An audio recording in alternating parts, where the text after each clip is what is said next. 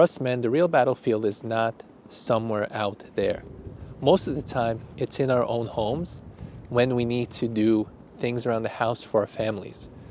For example, one of the chores I absolutely hate doing is doing dishes. Since becoming a father and a husband, some of the other things I don't particularly enjoy is preparing lunch for my kids or sweeping up crumbs after a meal. Crumbs that my kids seem to enjoy making. If someone were to ask me to complete a workout challenge, take cold showers regularly, or fast, those I feel are disciplines that I can handle, that I would be motivated to crush. However, things that I have to do for my family are often more difficult and take more patience. So for me, the real battlefield, spiritual battlefield, is inside of my own home. It's in when I have to do these chores is when the devil seems to attack me.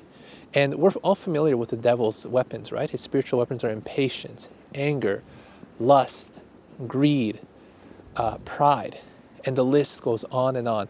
These are weapons that the devil uses against us men to try and tear us down.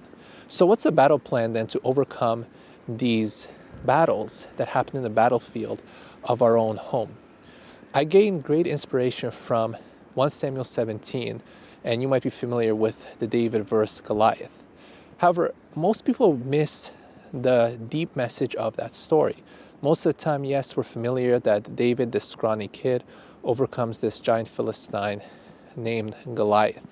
However, the real enemy here is not Goliath, it's fear. And the Israelite army gives into fear. They back off and they're afraid to fight the Philistines because of Goliath.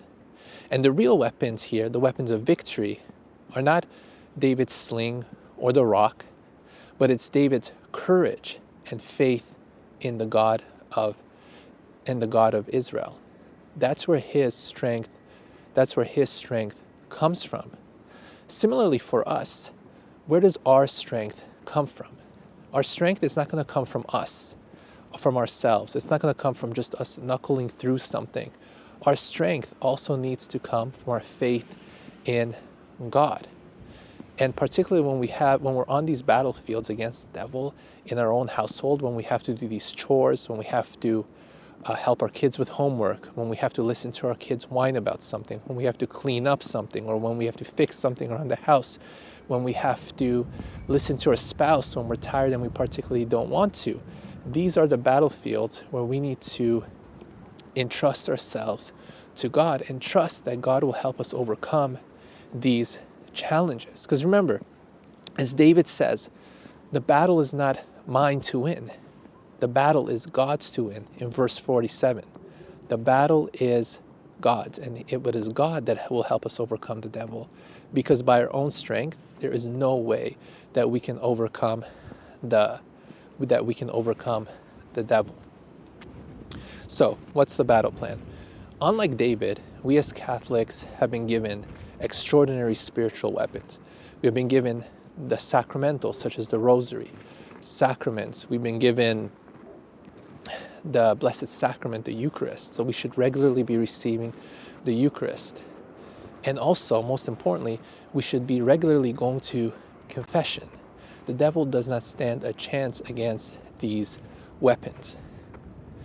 And it is with these weapons that we will overcome the devil in our lives in these battlefields. Because it is in these small battlefields in our home where the devil will try to attack us. And if we don't know that, we can't be equipped.